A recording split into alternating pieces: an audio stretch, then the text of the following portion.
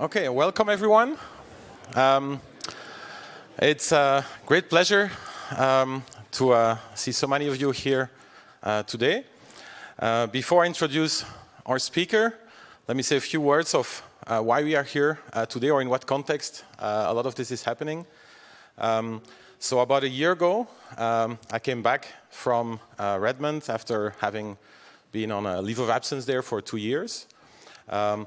Initially, I was just going to come back to ETH. By the way, I'm Mark Pollefeys, and I'm leading the Mixed Reality and AI Lab here in Zurich for Microsoft. I'm also a professor at ETH Zürich. So about a year ago, came back. We also had, I think, almost exactly a year ago, we're sitting here with Satya and discussed this new lab that we were building up.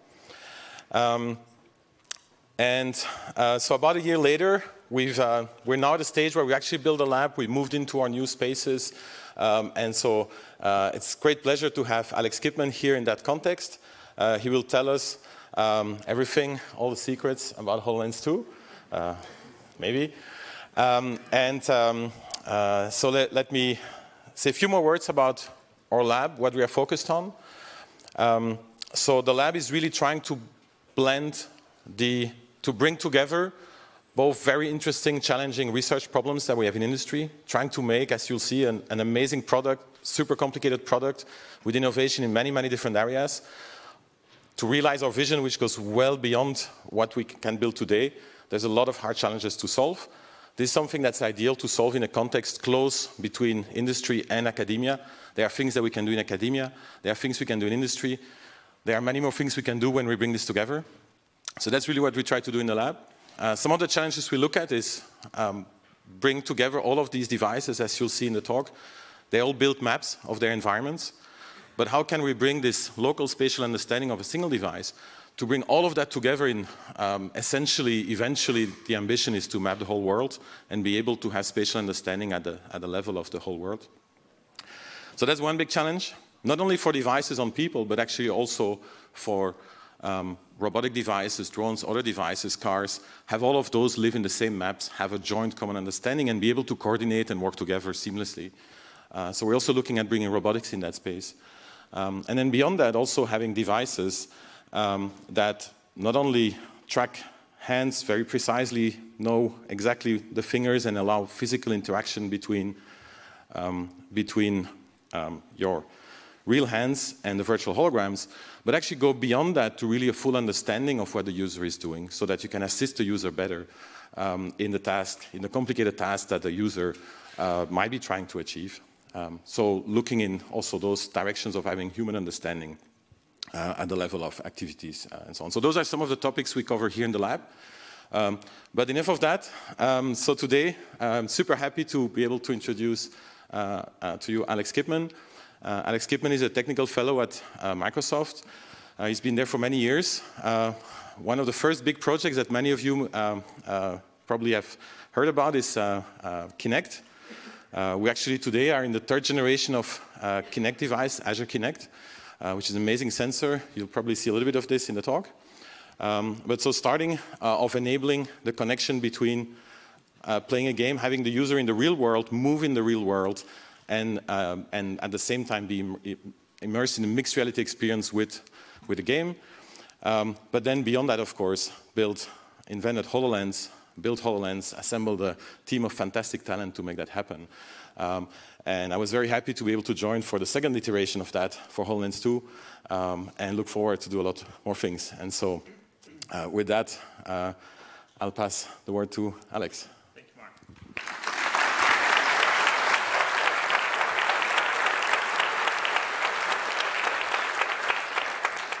Good morning, everyone.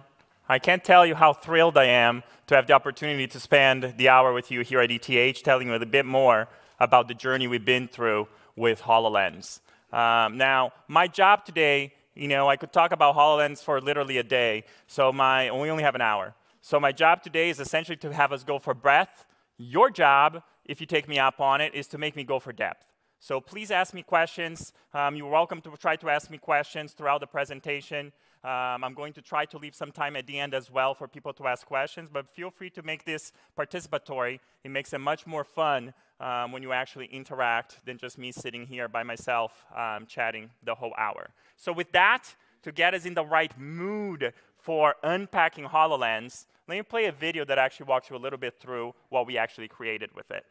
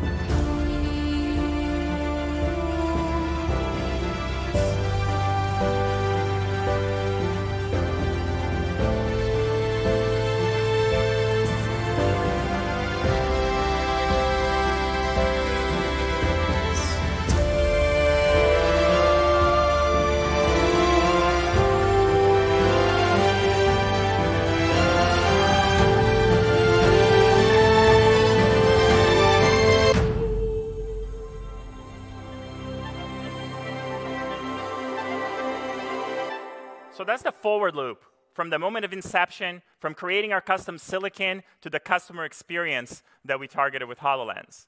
In the next hour, let's go backwards and rewind that video and unpack step at a time what's actually inside and what it actually took to build this product.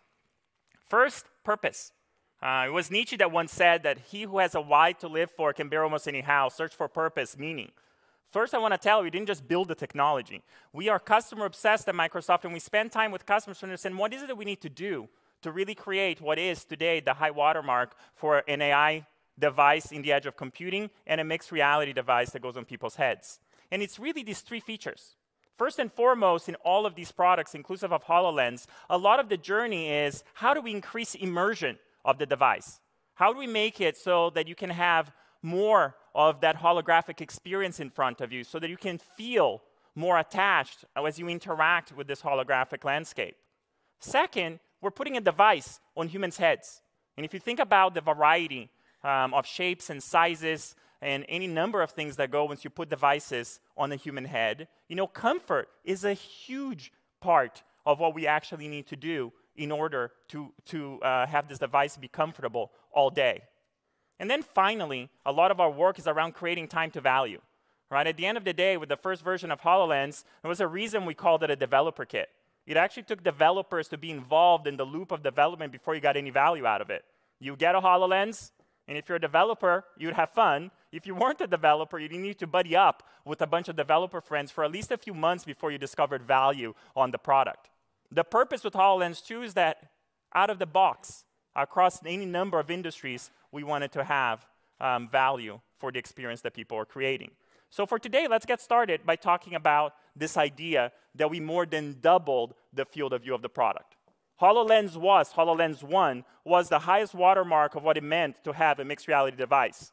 It defined the highest field of view of what you could actually see when you put one of these devices on. Once again, with HoloLens 2, we took that and we more than doubled it. We more than doubled it in every single component that matters. For me, the component that matters most is this idea of how many pixels per degree of sight you get when you actually see a hologram. This is the difference that allows you from reading text of holographic content for seeing the fine detail as you're trying to operate on a hologram. The number for HoloLens is actually 47 pixels per degree of sight. That's how many photons we're able to fit in a volume to see precision of what's inside that hologram. As you double in every dimension the level of immersion and the field of view of the product, as you can imagine, this number runs away from you.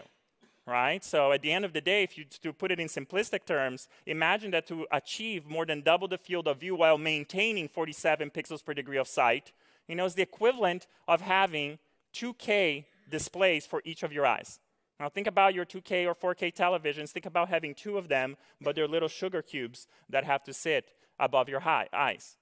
Those are types of components that simply don't exist in the world. You can't go out somewhere and say, hey, can I have some 2K displays that are like sugar cubes that pull almost no wattage to be able to ultimately display these holograms. So like we do at Microsoft when we know we can't find things out of the shelf, we've invented it. And one of the key pieces of innovation that I want to tell you about today and kind of break behind and tell you more about is these display engines. At the end of the day, the thing that we have with HoloLens 2 is this. Imagine putting these things on your head. This is where we started. That's actually a model for HoloLens 1. The one sitting on the other side is a model for HoloLens 2. You see in both cases that idea of comfort is really not there. That's about 20 pounds. This one, we made some improvements. It's about 18 pounds. Right? Now we say, hey, this is the magic. Right? Because if you want to create something big, ginormous, that one pulls at about almost 50 watts. That one is not doing much better. Now, if you look at something that needs to be battery run, operated, fit in your head comfortably for most of the day, well, you need to take that and you need to shrink it. A lot of this innovation goes into the display and the custom silicon that go inside of HoloLens. So let me break apart the display engines, this thing that we invented with HoloLens 2.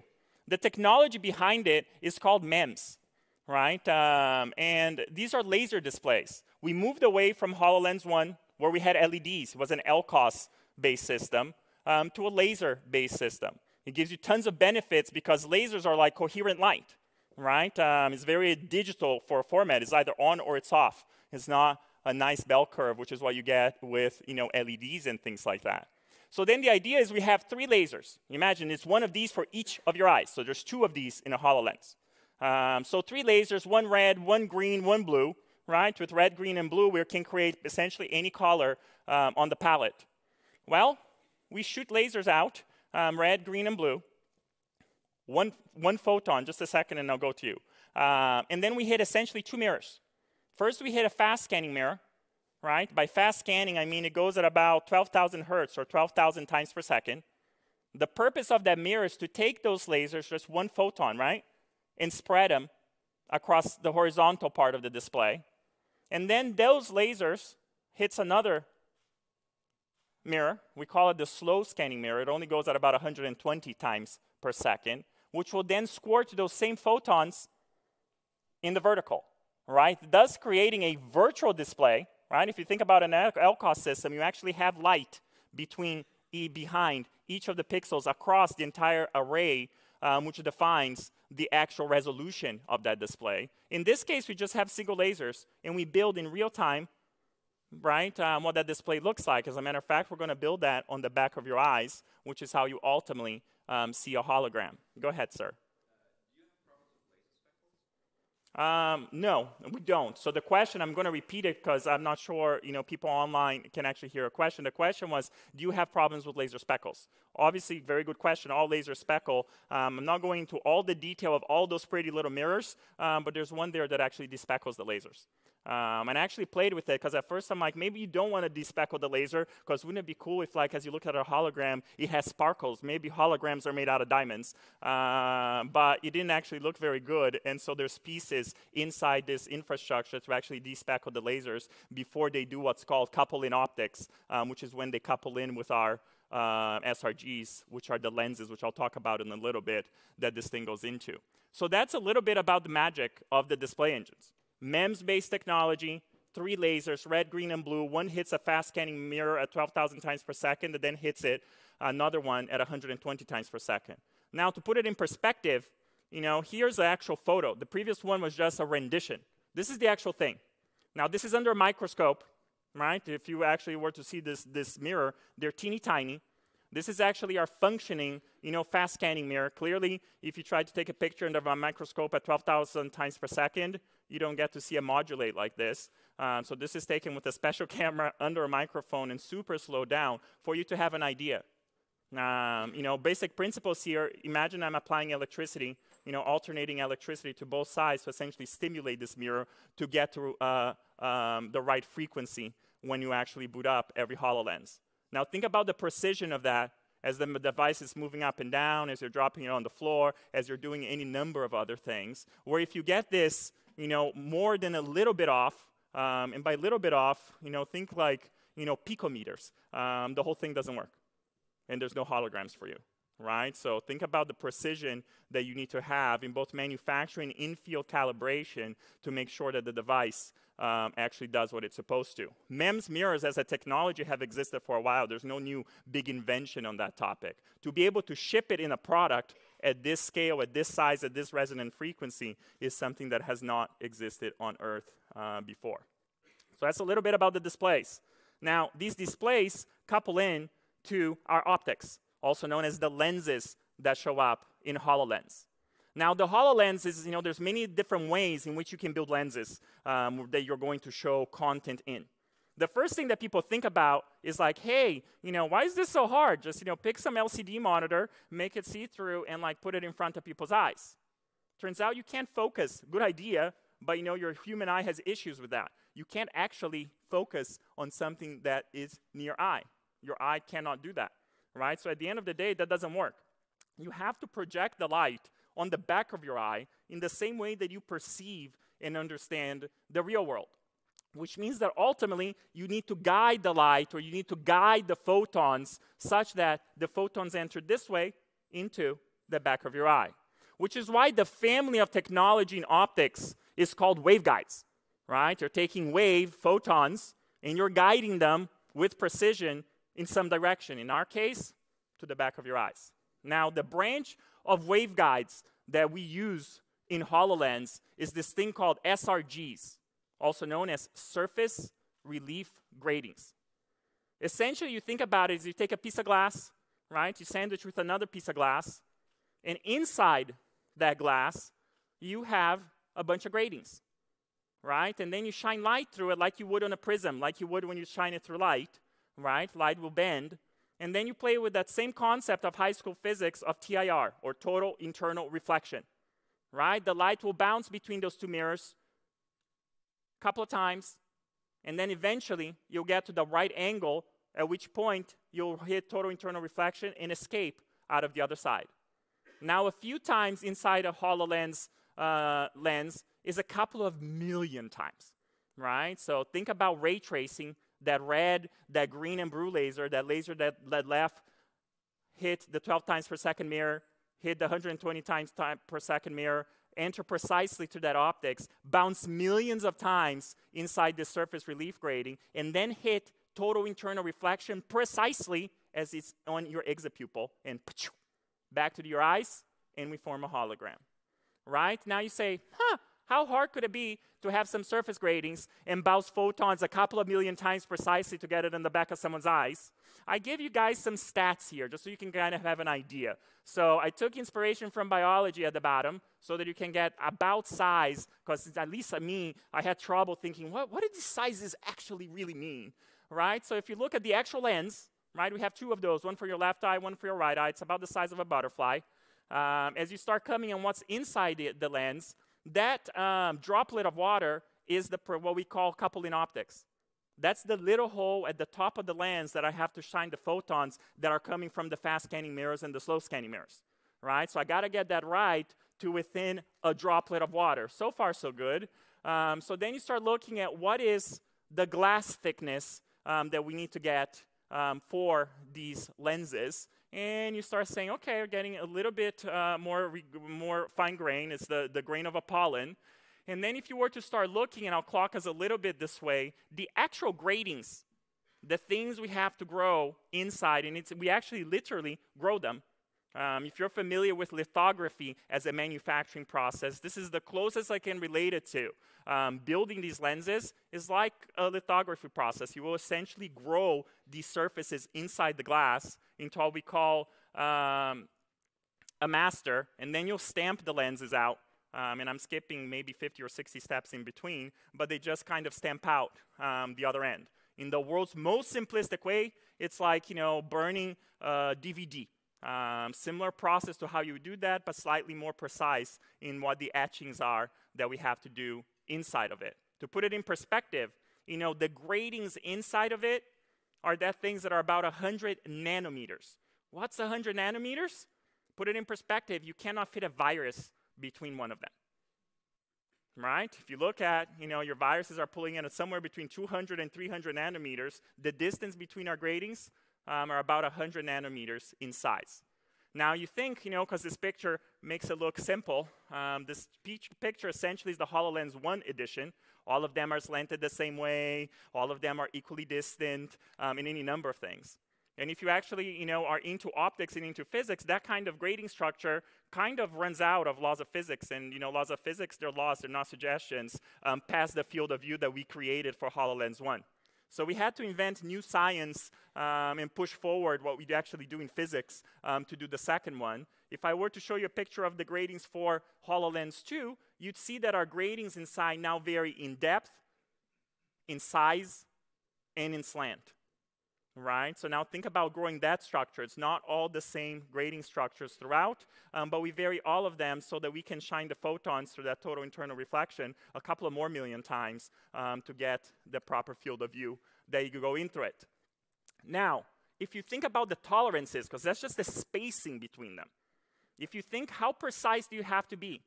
Right? What is the manufacturing tolerance as you build hundreds of thousands to millions of these things that you need to get, where if you get it wrong, it's a HoloLens not working. It's a return product. It's a dead on arrival product in this case because the hologram never shows up. And it's this number called the picometer. I got about picometer worth of precision in manufacture and this growth before the whole thing falls apart. So let's put that one in perspective. Right? That's like you sitting about 1 kilometer away from a coin, and you can't get more than 2 arc seconds of error in the growth. Right? Just think about it. You need to be about 1 kilometer away from a quarter, and you need to be that precise, right? Across millions and millions of these lenses. By the way, if you think about it, why do I say millions and millions? Each HoloLens has 6 of them. Right? To your left, right, we have 1 lens for red, 1 lens for green, 1 lens for blue. On the right side, we have 1 lens for red, 1 lens for green, 1 lens for blue. Those things then stack together with precision. You couple in optics to all 6 of them. All of these things align, and we actually form the images on the back of your eyes. Right? So that's how you take that monster thing, 18 pounds, and you make it so that you can have a precise device over your head. So that's one piece of work that we are super proud of in terms of what it takes to create an immersive, a 2x immersive device. But in essentially seeing the hologram is only half of the story and half of the fun. What fun is seeing a hologram if you can actually touch it, if you can actually feel it, if you can actually interact with it? How fun is to have a holographic product if you don't have any understanding of the environment and you don't know what the environment is doing, you don't have the context for where to actually place and pin that content over the real world? It'd be quite boring. So in this world, another piece that's huge for us in immersion, and Mark talked about it, is the depth camera, state-of-the-art depth camera that we ship in HoloLens. The easiest way to think about it, this is the 4th generation Kinect. Right? If you think we ship Kinect 1 on Xbox 360, we ship Kinect 2 on Xbox One, we ship Kinect 3 inside of HoloLens 1, welcome to the 4th generation of Kinect sensor, which ships not only in HoloLens 2, but also is the baseline for what we've made available to each of you in Azure Connect as a developer kit earlier this year. So let's talk about what we actually do in this camera. First of all, in terms of, again, branch of technology, this is based on TOF, or time-of-flight technology. Back to photons. Essentially, we shoot a bunch of photons to the real world, and then we measure photons as they come back. If I'm shooting photons to Mark, they come back faster than if I'm shooting photons to the back of the room. It takes longer. Now, mind you, all of this stuff is traveling at the speed of light. And as much as I'd like to tell you that I shudder at the speed of light, we don't. So there's a little bit more magic for how you count photons, but the conceptual way to think about time-of-flight technology is you're counting photons. More photons, something is more nearby. Less photons, something is further away. This is state-of-the-art technology that we've been iterating on Microsoft for about 12 years. So it looks like this once you actually take it out.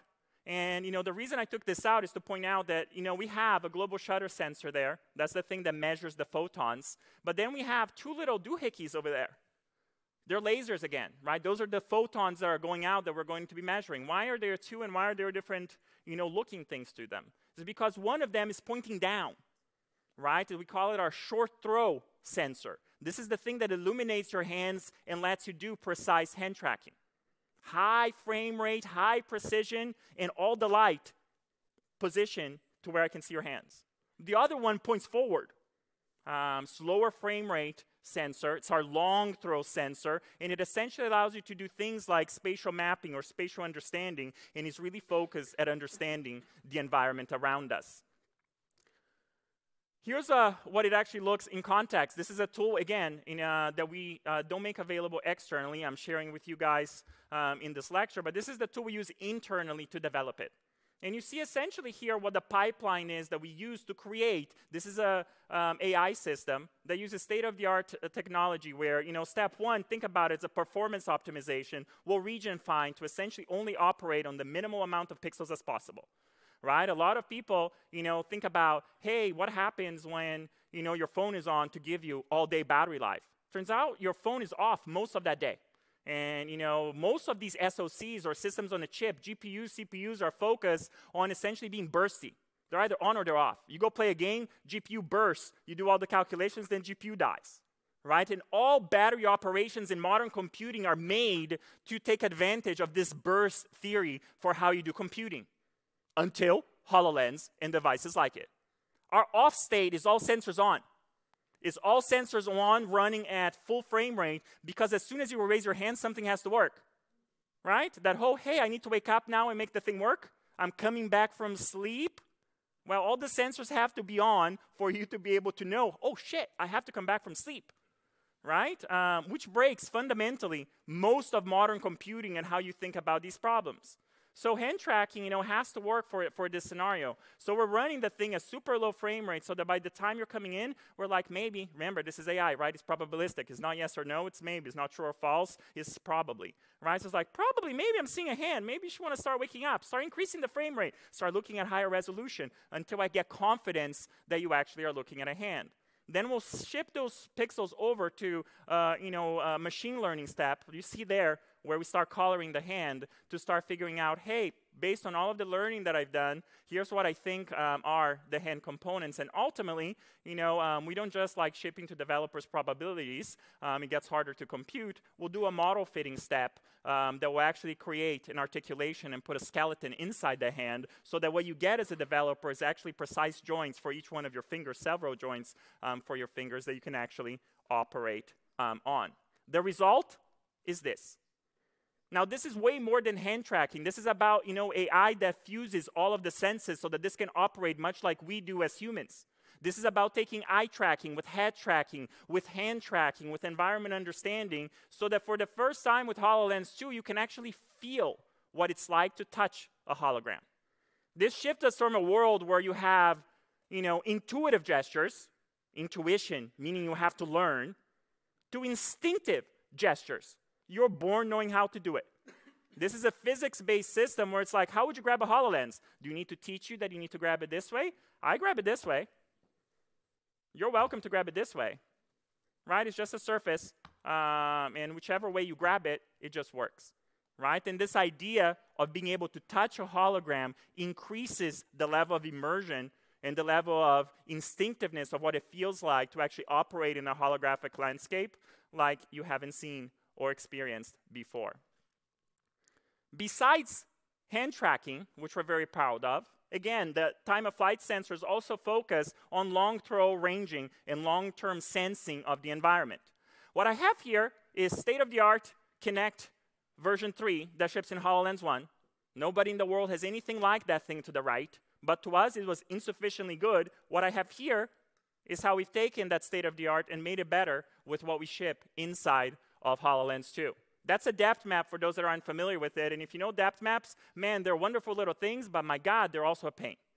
right? And they're usually a pain because like you expect to operate like it is in the real world, but there's all sorts of consequences. How reflective are the items? How absorbent of IR are the items? What's the, any number of things that it will generate holes in them, will make sure that edges aren't actually sharp, or any number of things. Right? So as we move into HoloLens 2, you see how much that's improved. You see that hole on the bottom, something that bugs a lot if you're trying to write experiences on top of that map. And you see that now we're applying, physics is physics. If something's 100% absorbent or 100% reflective of IR, there's no magic. Try trying photons on a mirror or on a leather couch, and there's no magic. That thing is not returning, or it's returning with aliasing to you. So those things generate holes. They generate pieces of that depth map that we don't understand. And now we're using AI as a post-processing step to actually be able to achieve a much better, much more contiguous surface, which solves a lot of the traditional problems that you've experienced with time-of-flight sensors. For people in robotics land, I look forward to hearing your feedback as you try to put these puppies on robots and make them walk around. In a lot of places where they probably hit their heads or miss a turn, I hope with this technology that will no longer be the case. The result, once you do that, is that computationally, with HoloLens 2, you get something that looks like this. Right? So this is our spatial mapping of the world. It's like dropping a blanket over the real world. And to be honest, I still hate it. And I still hate it because it's exactly what you see. It's like a blanket over the real world. What the hell does this mean?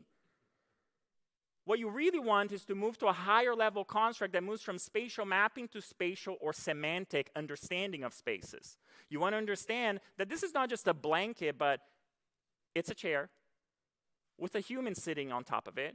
God forbid it's Professor Polyface. That's even better. There's human recognition associated with it. And you want to start telling the difference between what's a wall, what's a mirror, what's a window, right? So that you can start figuring out what are the experiences that you're putting behind it.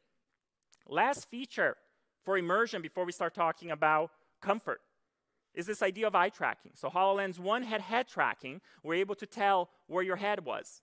And that was awesome. But if you think about it, all of that magic about photons that I talked about was not really a closed loop to the human, right? All of my sensor calibration, my picometer precision, it was really sensors to display, because as soon as it got to the display, I have no more data. Why? Because I didn't know where your eyes were. I was guessing where your eyes were. Matter of fact, think about moving the device in your head. It's moving in relation to your eyes. And now I'm forcing your poor little brain to make all of the calculation deltas as this thing does this. You still need to see a hologram that's straight, right? And now you move the device this way, which means they're not entering your eyes correctly, which means now your brain is doing the calculations to adjust the world for you, which are things that cause discomfort over time. Well, with HoloLens 2, we don't have that anymore. I know precisely where your eyes are, and you can move the device as much as you want. Not only do we know your interpupillary distance, or IPD, automatically, we can keep track in field precisely of how the device is moving on your head, and we can in real time adjust for your eyes the quality of the holograms, thus removing stress from your brain and making the device more comfortable. That's the number one reason why we added eye tracking, is to add a ton of comfort to the device. Now, as soon as you do that, you get some things for free. You might as well take advantage of having a precise eye tracking system. And you can do that for things that, will feel to you like I'm reading your brain, right? The first time you're on a HoloLens 2 and you're reading text and you don't have to scroll anymore, it's magic, right? And you never have to scroll sideways or up and down, and things just auto-scroll for you. This is I've been working on, AI workloads in the analog domain for a good 12 years. And one of the key things that kills all of us is latency. You're always trying to erase latency from all of those things because you're trying to create real-time systems. In eye tracking is the only workload I've ever worked on where I had to insert latency, right? There's this very famous psychology test where you look at an analog clock. You guys can all do it when you get home today. Pay attention to how long the first second takes for you. And every single human will tell you, because that's how humans work, that the first second, weirdly enough, seemed to take longer than the other seconds. That's because your brain is buffering the image from your eyes, right? And as you move quickly from side to side, you have about a second worth of latency before you can actually grasp to what's going on, and your brain hallucinates reality during that buffering time. Turns out that if I'm looking at your eyes, I get that information before your brain processes it. When we started doing eye tracking, we'd get it wrong in the lab with customers all the time. I'm like, damn it, how can we not get eye tracking right? It's because while you said you were looking at this thing, and I said you were looking at this thing, You thought you were looking at this thing, but your eye was already here. All right, so now this is a place where we've tuned it now, and it's quite magical because as soon as I'm ahead of your brain, I'm not ahead of your eye, I'm ahead of your brain, it seems like I'm reading your brain. Right? You're like, how did you know I wanted to scroll? I didn't know myself I wanted to scroll. Well, your eye already knew you wanted to scroll, and you had moved forward. Go ahead, sir. I wish humans didn't vary. Like, there's not a single question in humanity that doesn't vary by humans. All of us little machines, man, are we different. And this goes a lot. Like when you get a HoloLens, the first step you will do, you'll see that hummingbird come in, and the hummingbird will play with you. And in the process of doing that, we will calibrate and machine learn for your eyes. And each time someone puts a HoloLens on, if you actually see it, and you can disable it if you want, but I don't encourage it, you'll say, this is the first time I've seen your eyeballs. Would you like to run to calibration? You don't have to, but then I'm going to run the previous person's machine learning thing, which gets you most of the way there, but it's not going to get you all the way there. Now, as soon as you get eye tracking working, the thing you get for free also is iris recognition. Now, this is the single most precise biometric framework in existence. To put it in perspective, our iris recognition gets you about 1 in a million false accepts at about 98% true positives. That's better than like your strongest password you could dream about, coupled with your fingerprint and then some. Right? Most of those things put about 1 in 100,000 false accepts at about 95% true positives. This is what it actually looks like. Right? At the end of the day, and again, I've slowed this video quite significantly. This is a high frame rate camera for eye tracking. It's a monochrome camera. And what you see for those that spend time in the space is that the methodology we use for eye tracking is actually glint differencing. We'll illuminate your eye with IR. Those are the little dots. Right? And then essentially we'll take that to make what a 2D picture is, which is what you're seeing here, and we'll extract from that glint a 3D model from your eye, and based on that 3D model, I can get a gaze vector. And from that, the rest is kind of history. Finally, we talk a lot about holograms and touching holograms, but one of the key things that's so critical for us is actually how we deal with your speech and how we deal with the audio and the acoustic landscape around you. I'm super proud of what we did for both, spatial audio and speech recognition with HoloLens 1. But being customer obsessed, we gave this to all of our folks, and they're like, hey, I'm using HoloLens 1 in a manufacturing facility. I'm like, so? They're like, it's super loud. And we had to go and measure. What does loud feel like?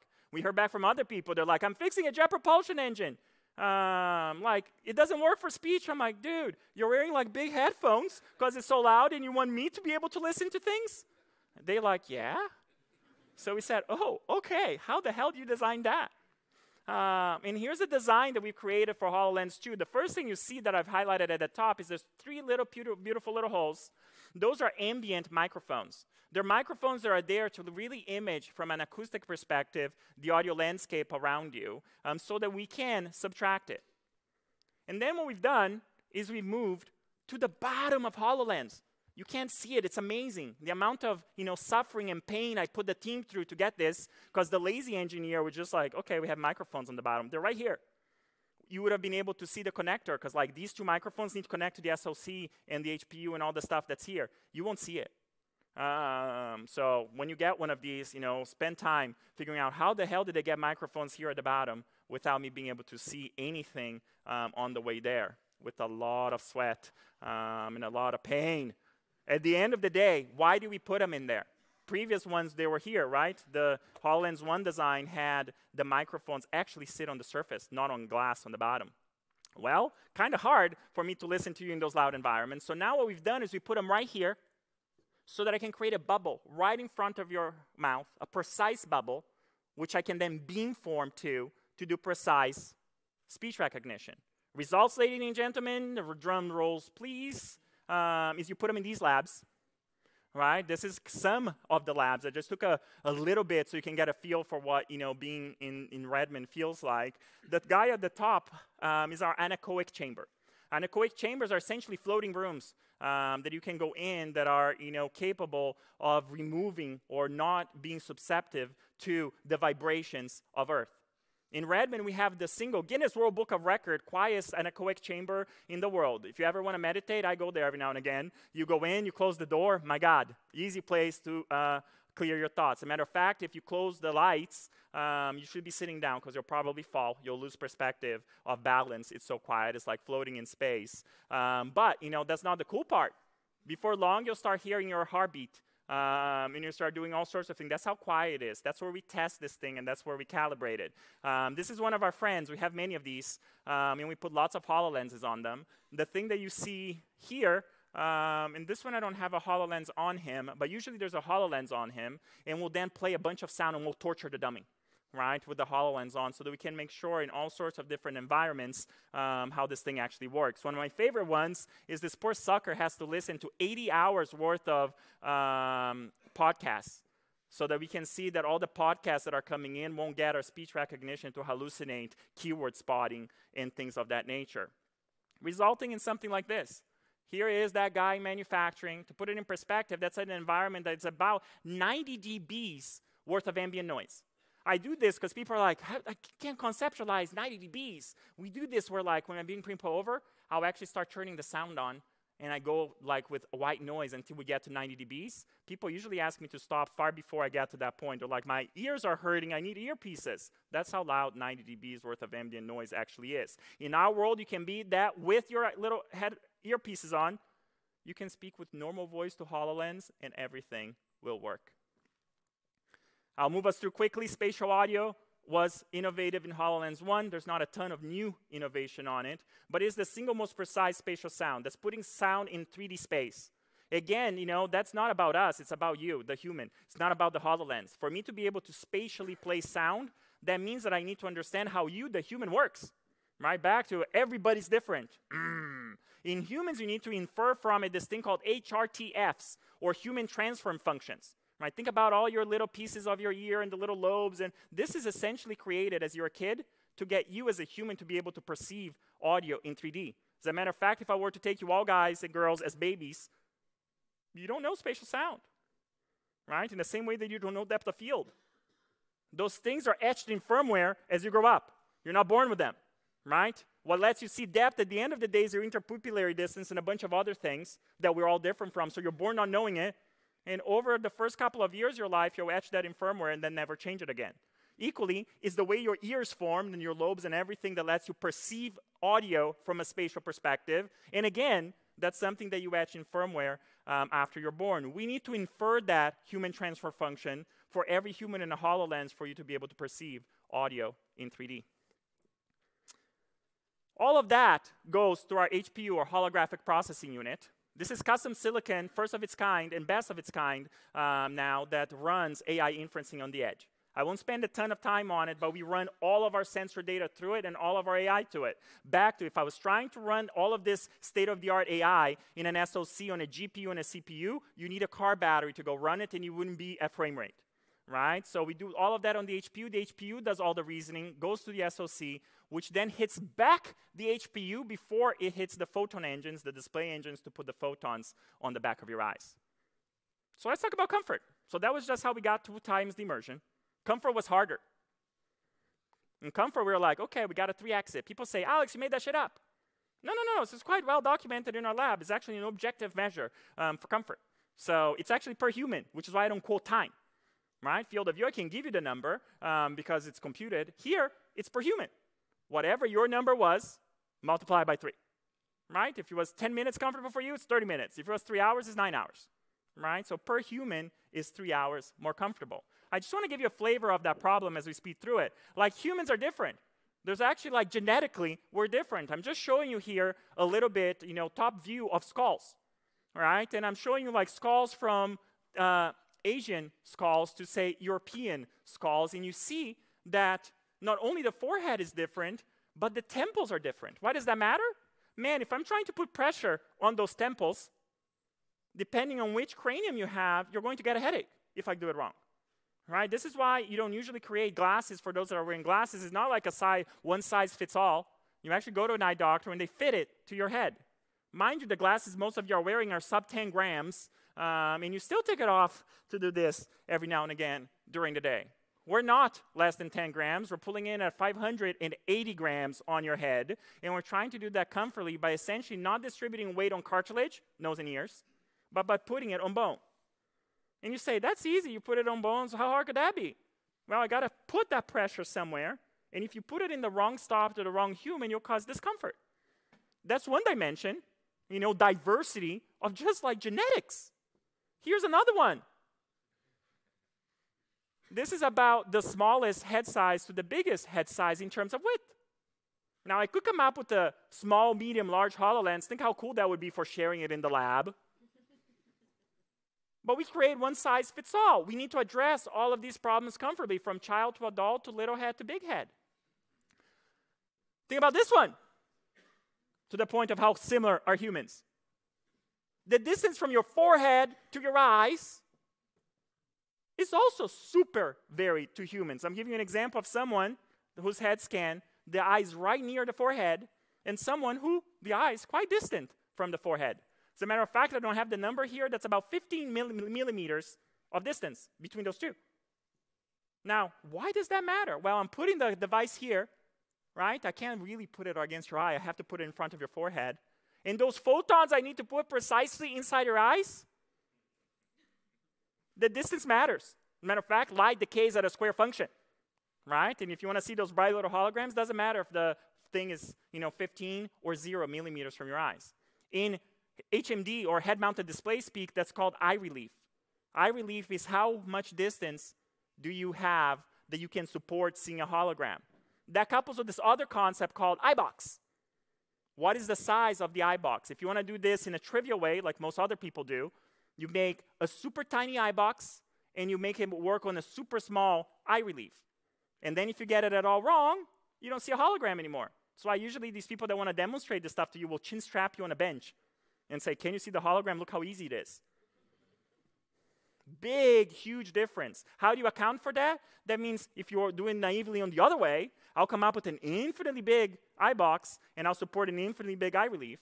And then the device will look like, if you've seen Star Wars or Spaceballs, like that big helmet thing, you'll look something like that. In our world, we have a single fitting device that fits over the entire range of human head sizes. Actually, I'm lying. I'm at ETH. I should be precise. 95% of all human head sizes. And it's made to fit comfortably over the 95th percentile, over glasses, under glasses, and any number of things in between. How do we do that? We have this fancy scanning machine and then some. We've scanned over quite a long period of time all sorts of human heads to be able to essentially do what we do. Let me walk you through some of the challenges. The first one is this idea of comfort in the front. The game here is how proud is your device. Pride in this world is bad. Pride means how far away is it from your head. The further the device is, when there's lots of weight, the more pressure you put on the back of your neck. The more pressure you put on the back of your neck, the less comfortable it becomes. Now remember that picometer precision? Well, that means that the sensor configurations, there's two things that matter when you deal with sensors. Intrinsics of those sensors. How does the sensor know about itself over time? And extrinsics. What's the relationship between sensors and ultimately sensors to display? Those super tight precisions means that over time, as heat makes the device expand, contract, as you drop it, as the thing moves around, you cannot move the sensors away from each other. Otherwise, calibration falls off and things fall apart. Traditionally, what you can do to do that is create big devices that make the thing super heavy. With HoloLens 2, we made it out of carbon fiber. We made the entire outside enclosure of HoloLens in carbon fiber to address that. That was a huge change for us in order to address comfort. Here's what it looks like when you actually drop it. Why is carbon fiber cool? It's super rigid. Carbon fiber as a material choice does not expand or contrast as you throw more or less heat into it. If you look there, that's how we did it in HoloLens 1. We needed to have a magnesium, another object that doesn't change with temperature as you heat it, as you contrast it. We call it our magnesium sensor bar. I mounted all the sensors inside of magnesium, and we put the magnesium thing inside of plastic. Plastic is super wobbly. You heat it, it expands. You cold it, it shrinks. Doesn't matter. Magnesium doesn't. What's the problem? It's adding a ton of area inside the product, and it's adding a ton of weight in the product where you're not supposed to, in the pride area, more forward weight. Well, with HoloLens 2, we mount all the sensors, not on a magnesium sensor bar, but rather directly on the carbon fiber. It's a huge endeavor because, carbon fiber is fabric. And if you think about, people say, what's the hardest thing in HoloLens 2? I say everything. But my God, this carbon fiber thing was one of the material choices we made as a team that's completely right for the customer. But from an engineering perspective, shipping that correctly has been a huge, huge endeavor. Here's the other thing that we care about when we talk about comfort, thermals. Right? Remember how much wattage am I running through this thing? Watts equals thermals equals heat. Unlike other devices, this heat goes against your skin. It doesn't go against any skin. It goes against a very sensitive skin, also known as your face. Right? So we're like, hey, how you heat and how you cool this device matters. Naively, I could put lots of fans inside of it, but we don't. It's a passively cool device because we're cool people, so we passively cool the device. That means that we play to thermodynamics to do it. Hot air rises, cold air drops. Right? We use these things called chimneys or channels, those holes you see on it, to really make sure that thermodynamics of this product happen as they're supposed to. At some point, tell you the story of putting this on the International Space Station, where microgravity throws a curveball at the whole thermodynamics game. But the point here is even distribution of heat. When you look at one of these things, you don't want to see spots of red. Spots of red is temperature on skin that's going to be uncomfortable over time. Right? So if you try to build it and then measure it, you're screwed. You'll never do it. You'll build a HoloLens in about 150 years. So we simulate everything. And the reason I show you this picture is to show you how close is our simulation from reality, because anybody can simulate. The question you should really ask yourself is a second-order derivative. Does your actual simulation represent reality? Right? So you see here, there's our simulation before we ever built a HoloLens 2, what we thought it was going to do. Here's the actual measurement of one under the lab. As a matter of fact, here's the whole thing heating up. We turned it on, and you see the perfect distribution of heat. Obviously, with the points of heat, the microphones are heating out, and the channels are heating out.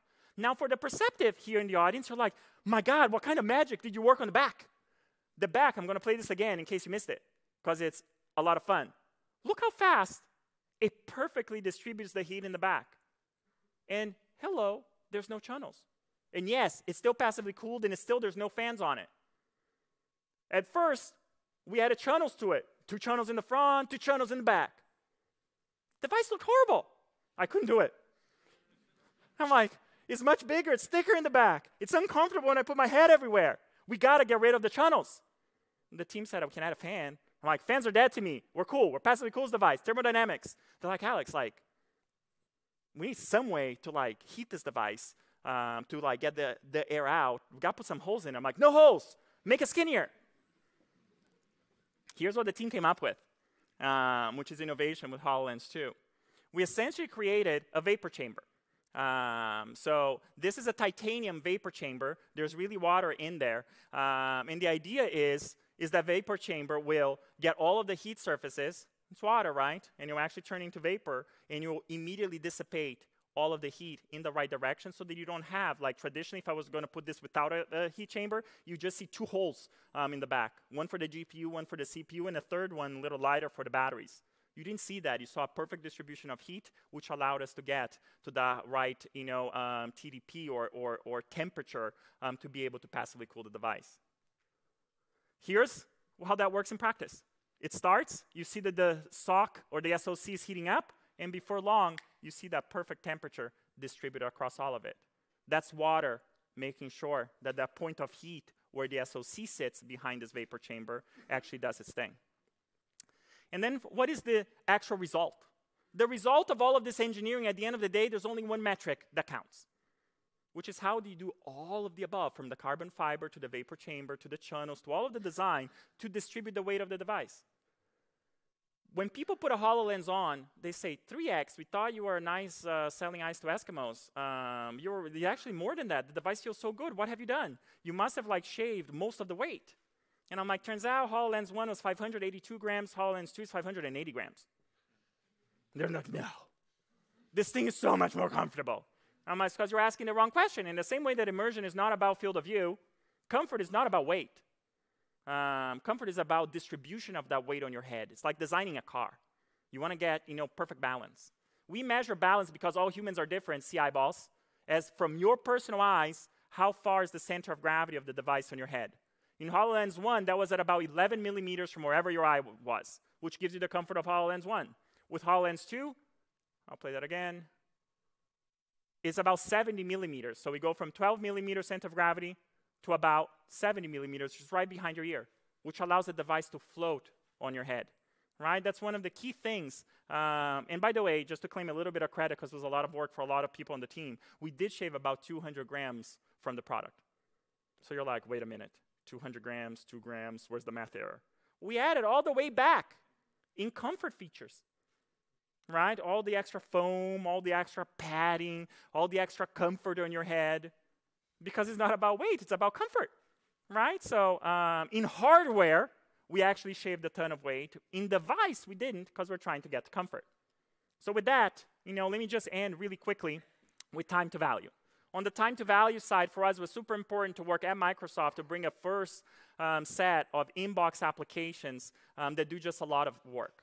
But we also partnered with a huge set of ISVs across every single industry to make sure that we took processes that used to take months, and now we can accomplish them in a mere minutes.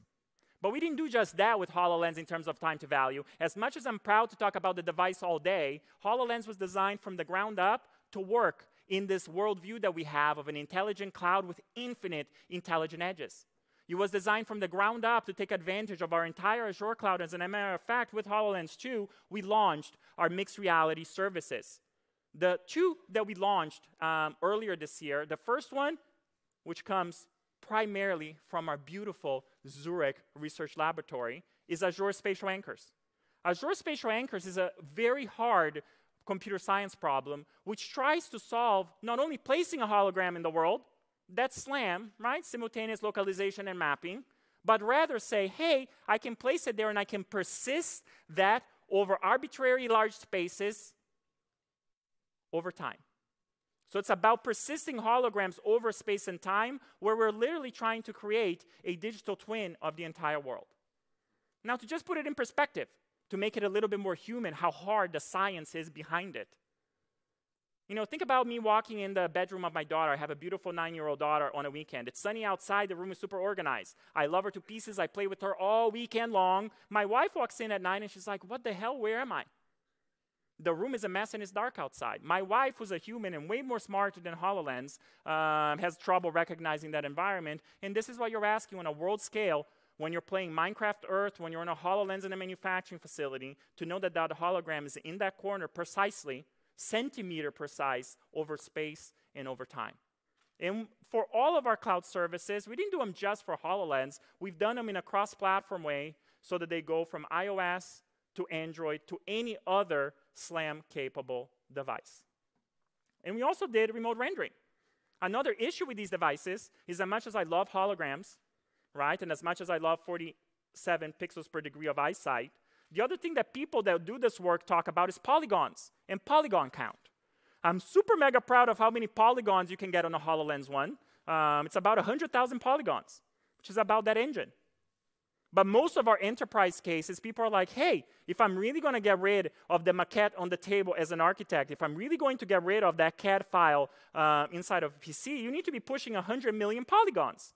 You guys are all smarter than me on calculating Moore's law and how long it's going to take a mobile GPU to go from 100,000 polys to 100 million polys. I don't think we'd be on HoloLens 2 anymore. It might be in HoloLens 45. We don't have that kind of time to enable these kinds of customer scenarios. Thus, we've created remote rendering. Remote rendering allows us to create infinite polygon products and objects, but do them rather on the cloud. You say, dude, how hard could that be? It's called rendering in the cloud. Well, one detail, we have to get it at 0 latency. I have 9 milliseconds, so not 0, I need to be precise here at ETH again. I have 9 milliseconds from the first photon that goes out to the last photon that goes into your back of your head, and that input interaction needs to be that good. Otherwise, you go touch a hologram and move it, and it doesn't move. It'll move a few seconds later, maybe 120 milliseconds later. Now, if you try to do remote rendering, which is not new science, but at 9 milliseconds, now it is new science. And that's what remote rendering really enables you to do. And then finally, one of the things I'm most proud of, we said all of the above is open. Hashtag open, baby, and let's live in a modern way of society. Right? If you think about, the current state of technology across many places, a lot of people are like looking at the world as like, I must have these vertically integrated closed ecosystems. I need to have these walled gardens. Well, as leaders in mixed reality, we had a choice to make. Do you want to create the next walled garden for computing? And the answer is no. We wanted to create it open. What does that mean? Basically, we said, look, this whole idea that app stores are closed, baloney. Any developer should have the freedom to bring their own app stores. Of course, we're going to have a Microsoft store in HoloLens, we do today. But if you wanted Epic to bring a store, if you wanted Valve to bring a store, if you wanted to create your next billion-dollar holographic business by creating your own app store on HoloLens or any of our other devices, you'd be welcome to. We also said, hey, this whole browsing idea that if you're on a platform, you must use my browser because that's all the monetization comes in, baloney. Of course, we have Microsoft Edge, it's Chromium-based, by the way, working on HoloLens. But I don't care if you want to bring Firefox, if you want to bring Chrome, if you want to go create the next mixed reality native browser that's going to bank and revolutionize how the world works, all open. And then finally, the API, oops, I guess that animated. The platform. The platform is also entirely open. Now, we work and spend a lot of time with all of the open bodies, from OpenXR to Kronos to any others, stimulating and driving as leaders those standards forward. But we don't wait for them. They tend to move a little bit slower than we do. But with that in mind, even though we're absolutely in those things, making all of our stuff consistent, and we're always first and we're always best in all of those standards, we're actually making all of the things where the world is not there yet also open. Think, for example, things like eye tracking. Eye tracking is not yet part of the OpenXR platform. It will be, and we're driving it towards that way. But it's open already on HoloLens. What does that enable at the end of the day? Very cool experiences that I'd show you a video about. But since I'm fresh out of time, I want to thank each of you for the time today. And I have time for, let's call it, 2 questions before I make you all late for wherever you have to go to next.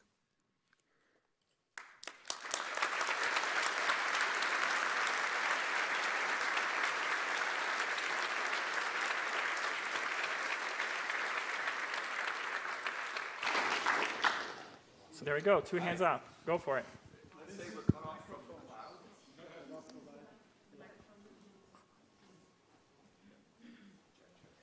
Okay, let's say we're cut off from the clouds. What would be the local polygon for us? 100% great question. So I'm not going to repeat it because you're on the microphone. People heard it, yeah?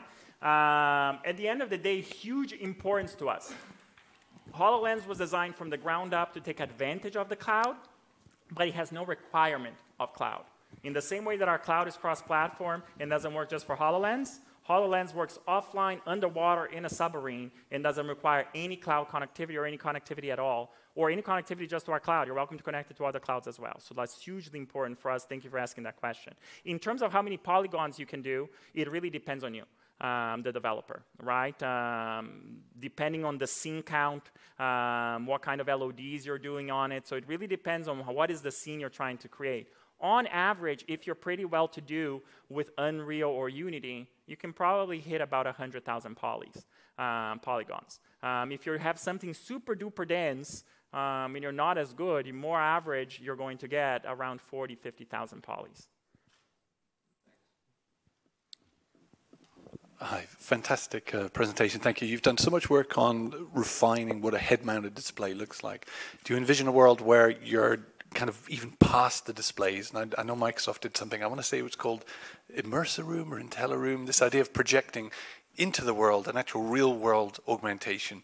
There seems to be a lot of customer resistance to putting stuff on your head. What are your thoughts about what this could look like 10 years from now? I think that's a great question. There is no dogma at Microsoft on our team on the actual device. As a matter of fact, we don't think about the device. Obviously, we do think a lot about the device and spend a lot of time on it, but we think about the experience. At the end of the day, the goal we have is creating the future human platform, right? It's creating a world where it's really about the humans. It's about presence. It's about giving us the ability to display space and time in a computing form, right? Imagine the moment where I can be anywhere at any time with anyone, right? How do I remove language barriers? How do I remove space barriers? How do I remove time barriers? By the way, that's what technology is all about. Go home and watch television, that's like theater, time and space displays. Send someone an email, you're displacing time. Walk with me on Mars, you're displacing space. Everything else is a con, in a way, right? All we're trying to do in the next era of computing with mixed reality is say, don't do that through a monitor having to speak like a machine. Try to do that instinctually over the world with holograms. And yes, today, by all means, you have to put a device on your head. I do think, I don't remember the time scale you set. For the next 5 years, 10 years, I probably imagine you're still going to have a device on your head. But ultimately, as you move forward in time, what we care about is the content over the real world. What we care about is the humans in the real world and all the different strategies for how you do it. The technology you talked about, which comes from Microsoft Research, was called the Lumi Room, which is super cool research. And that's why we have research at Microsoft, so they can do super cool things. But it's a very different experience. It was projectors that's projecting on a wall, right? And although super cool in terms of extending your television, it's very flat. Now, what the thing is interesting is technologies that will ultimately put photons on the back of your eyes, which that did not. That just projected photons on walls. And as long as I can guide photons to the back of your eyes, thus allowing you to see holograms or people, places, and things made out of light instead of matter, life is great. My cheat, because I'm a lazy engineer, is I got to put a device on your head to get those photons guided to the back of your eyes. But it's not inconceivable to think, well, how long does it take for me to be able to, on a surface, a table, right, or on a wall, be able to have enough precision of photons to be able to guide them and the people in that room or that space, them inside your head. I believe that technology will exist in our lifetime, and at that point, in those spaces, you're not going to need the device on your head. But you're still going to want to go to a park to see that beautiful hologram or to have that teleportation.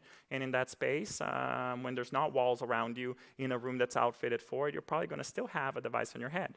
But at that point, it won't be a device. It might be something tiny, right? It might be contact lenses. It might be any number of other things that people will actually achieve. I want to thank each of you for the time today. Sorry I went a little bit long. I get excited, and I didn't leave a ton of time for questions. I super appreciate each of you coming and spending time with us today. Thank you.